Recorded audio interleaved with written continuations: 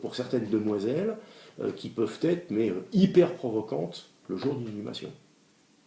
On a perdu cette notion, si vous voulez, le deuil, c'est la tristesse, c'est l'hommage, etc., etc. Toutes ces notions ont, je dirais, fondu avec la notion de société de consommation. Là aussi, les sociologues pourraient mieux vous en parler que moi. On a vraiment le XXe siècle, c'est une opposition entre la société de consommation et les valeurs traditionnelles. Et cette opposition se montre même jusque dans les rites funéraires. Or pourtant, dans toute société, s'il y a bien une chose dans une société qui marque, si vous voulez, la continuité de la société et son effort de mémoire vis-à-vis des générations précédentes, eh bien, c'est bien les cérémonies mortuaires. J'ai répondu à votre question ? Merci. Moi j'avais une autre question. C'était, on observe un essor du tourisme de la mort, c'est-à-dire, visiter les cimetières et tout, mais en même temps, là, c'est le débat. Mais en même temps, il y a un délaissement du recueillement sur les tombes. Donc c'est un peu un paradoxe. Enfin, les gens viennent visiter le cimetière, mais ils viennent plus. Alors il y a deux choses. Vous êtes parisien, oui. D'accord. Et donc, il ne faut pas penser que la situation des cimetières parisiens, et notamment les cimetières intramuros, est révélateur de ce qui se passe dans la France entière. À Paris, les cimetières intramuros, ceux qui sont nés du décret du 24 prairial de l'an 12, puis sous l'empire de Napoléon, ce sont des cimetières historiques, et ce sont des cimetières avec un patrimoine funéraire extraordinaire. Je travaille énormément à l'international, je vais rencontrer mes collègues des grands cimetières, à la fois des capitales d'Europe, mais quasiment dans le monde entier. Et dans le monde entier, le Père-Lachaise est connu. Il n'y a que les Parisiens qui ignorent qu'ils ont un bijou funéraire dans leur mur. C'est incroyable. Moi, j'ai des Vénézuéliennes, qui m'ont dit « Vous êtes le patron du Père-Lachaise, le plus beau cimetière du monde. » Oula. Alors qu'au Venezuela, ils ont aussi des cimetières qui sont pas mal. Alors, il faut bien voir qu'il y a deux choses. Il y a le cimetière dans, je dirais, l'espace doménial cimetière, qui peut être tout autre chose qu'un lieu où on inhume des morts. Notamment dans les cimetières historiques parisiens, ce sont des musées à ciel ouvert. Vous avez, alors, musées à plusieurs types, le patrimoine funéraire, les chapelles, les grands monuments, etc., etc., les personnalités qui y sont enterrées, les monuments commémoratifs qui sont, je dirais, la trace et la mémoire de l'histoire à la fois de Paris, à la fois du pays, à la fois de la France et en gros à la fois de l'Europe. Je crois que je vous avais cité quand on s'était rencontrés la première fois le cas d'un Premier ministre hongrois. Alors excusez-moi, mais je le prononcerai à la française, parce qu'il a un nom épouvantable à prononcer en hongrois, c'est Imre Nagy. Ça s'écrit Nagy, N-A-G-Y, mais il prononce Nagy, qui a été assassiné par les Russes, enfin l'Union soviétique, dans les années 54-56, et où, si vous voulez, il a été non seulement assassiné, mais il y avait une interdiction formelle pour les Hongrois de lui rendre hommage dans la Hongrie occupée par l'Union soviétique. Les Hongrois, ceux qui étaient en exil, ont eu l'autorisation de faire ce qu'on appelle un cénotaphe, c'est-à-dire une tombe sans le mort en dessous.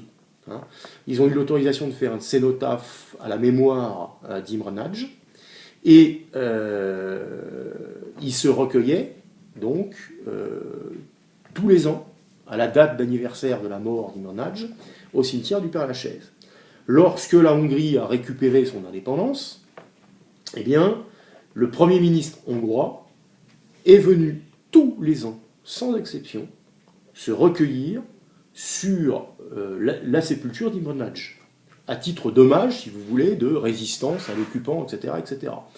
Donc là, il est bien évident que, et même maintenant que la Hongrie a récupéré dans une fosse commune le corps d'Imre Nagy, il lui a fait une sépulture en Hongrie, Ça n'empêche pas le Premier ministre hongrois de venir tous les ans à la date d'anniversaire de la mort d'Imre Nagy au cimetière du Père-Lachaise, se recueillir sur le cénotaphe. Donc derrière, si vous voulez, il y a une partie mémorielle, historique, qui est liée à la richesse du site. Et ce que les gens viennent visiter, ce n'est pas un cimetière. C'est cette richesse mémorielle, cette richesse patrimoniale. On estime qu'on a entre 1,5 million et 2 millions de visiteurs par an, au cimetière du Père-Lachaise. Eh bien, la grande majorité de ce public ne vient pas pour honorer un mort, ils viennent pour se recueillir, je dirais, de manière collective et visiter un musée à ciel ouvert. Alors évidemment, on a les grandes figures, on a Jim Morrison, on a Edith Piaf, on a des personnalités politiques, mais on a également tout un tas de monuments des deux guerres mondiales qui amènent énormément de monde au titre de la mémoire. Et puis au Père-Lachaise, on a également quelque chose qui est unique au monde. C'est des monuments à la mémoire de tous les disparus des camps de concentration pendant la Seconde Guerre mondiale. Et ce site, à ma connaissance, est unique au monde. Donc là, il est bien évident, si vous voulez, que si un site, par ses monuments, va rendre hommage à quelque chose comme 12 ou 15 millions de victimes des camps de concentration nazis, il est évident, si vous voulez, qu'on n'est plus du tout dans une optique de cimetière, mais on est dans une optique de mémorial.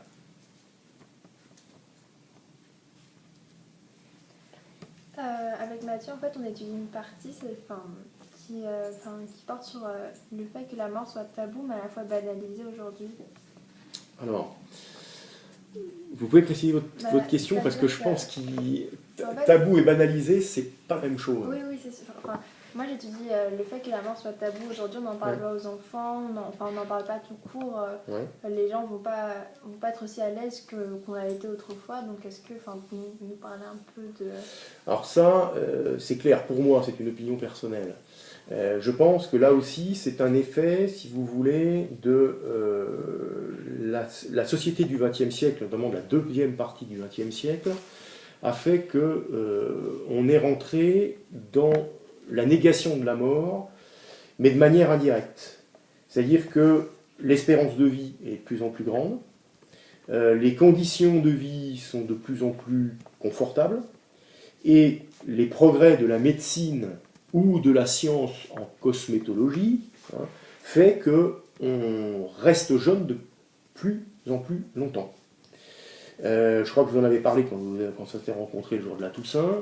Vous regardez n'importe quel journal de presse féminine, et vous verrez que dans la presse féminine, la vieillesse qui est le début, si vous voulez, de la dégénérescence d'un corps physique. Cette vieillesse, elle est totalement exclue, on veut l'exclure de la vie des vivants. La preuve est, la meilleure des preuves, c'est que la moyenne d'âge des mannequins qui posent en tant que modèle, etc., c'est entre 16 et 24 ans. À 24 ans, on est considéré comme vieux, on a des rides et on ne peut plus poser. Sauf quand on s'appelle Claudia Schiffer ou Cindy Crawford, mais ça c'est autre chose. Mais il faut savoir que même avec des modèles qui sont jeunes, et donc qui n'ont aucune atteinte physique, si vous voulez, eh bien, toutes les photos, sans exception, sont retouchées avec des logiciels comme Photoshop, etc., pour éliminer toute trace de rides, toute trace d'atteinte à la beauté pure. Ce qui veut dire qu'à partir du moment, et un des deuxièmes points, c'est regarder les problèmes, la modélisation, si vous voulez, de la femme idéale. Pendant très longtemps, on a considéré que la femme du XXe siècle idéale, la femme belle idéale, c'était la femme qui était maigre. Okay ? Si vous prenez les critères de beauté du XVIe ou du XVIIe siècle, regardez notamment les peintures de grands maîtres de la période classique, etc., vous verrez qu'à l'époque, le modèle idéal de la femme, c'était pas une femme maigre, hein, loin de là, c'était une femme en rondeur. Et là, alors là, c'est pareil, hein, pourquoi une femme en rondeur? Là, alors, je ne rentrerai pas dans le détail, hein, parce qu'une femme en rondeur, eh bien, le symbole de la maternité, etc., etc., etc. Une femme maigre à l'époque, c'était prendre le risque, comme c'était pas médicalisé, etc., d'avoir des incidents à la naissance. Libéralisation de la femme, ok, mouvement d'anticipation féminine, etc., négation de la femme est là pour faire des enfants, etc. Je crée un modèle féminin quasiment anorexique, hein, qui prend à l'inverse complètement des modèles traditionnels 16e, 17e siècle, etc. Derrière, il faut voir que ce modèle de beauté absolue féminine, par définition, la vieillesse n'a pas sa place, hein, la chirurgie esthétique, hein, les prothèses mammaires, etc., etc. Dès qu'une femme, hein, à l'heure actuelle, eh bien, commence à avoir des signes de vieillissement, la société lui propose des solutions de cosmétologie, voire de chirurgie, pour prolonger sa jeunesse. Et il y a même des études qui sont faites sur les gènes, hein, pour pouvoir intervenir beaucoup plus en amont, au niveau cellulaire, etc., pour éviter le vieillissement. Le seul problème, c'est qu'un individu, eh bien, il est conçu, je dirais, naturellement pour se développer, avoir une période de stabilité, puis une période de régression jusqu'à la mort. On imagine, si je reste beau, intelligent et fort jusqu'à 80 ou 87 ans, pourquoi mourir? Et là, eh ben, c'est toute une société à réinventer, puisque la mort, elle est inéluctable, et si on fait mourir des gens qui sont en bonne santé, qui n'ont pas l'aspect vieux, hein, qui sont capables à 80 ans de courir un marathon, eh bien, il n'y a plus de raison de mourir. Et là, dans ce cadre-là, la mort, évidemment, c'est la négation de toutes les valeurs, hein, individuelles du XXe siècle, en disant « j'existe, hein, en tant que personne et je ferai tout pour pouvoir exister le plus longtemps en tant que personne. Hein ». Et l'individualisme de la société du XXe siècle pousse à ce raisonnement. Avant, la transmission des valeurs se faisait par génération. Il était important d'avoir des descendants pour pouvoir... En gros, on survivait grâce à ses descendants. Vous savez, je ne sais plus qui a dit qu'on ne meurt vraiment que lorsque la mémoire de sa famille s'efface. C'est vrai. La vraie mort d'un individu, ce n'est pas le jour de sa mort. La vraie mort d'un individu, c'est quand sa famille ou la société ne se souvient plus qu'il a existé et pourquoi il a existé.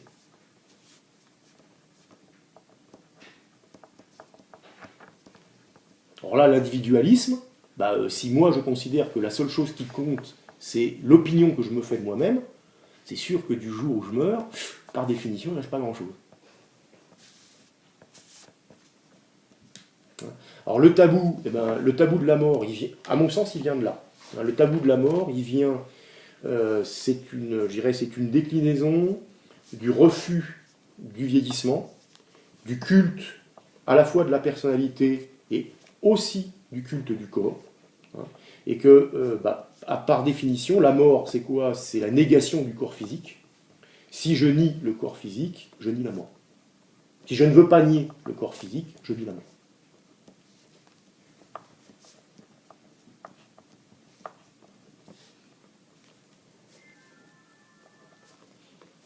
Là-dessus, sur le tabou, si vous faites un sujet un chapitre sur le tabou, vous pourrez indiquer que autrefois, quand un individu mourait, la veillée funéraire se faisait à son domicile.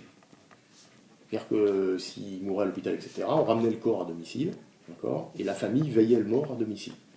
Et ensuite, du domicile, il partait alors à l'église ou au cimetière s'il n'était pas croyant, etc. Mais le départ, si vous voulez, la dernière demeure sur la terre des vivants, c'était son domicile. Maintenant, plus de 80% des décès se font à l'hôpital, hein, et la grande majorité des gens même quand on meurt à domicile, la famille demande que le mort parte le plus rapidement possible du domicile. Donc ça aussi, ça fait partie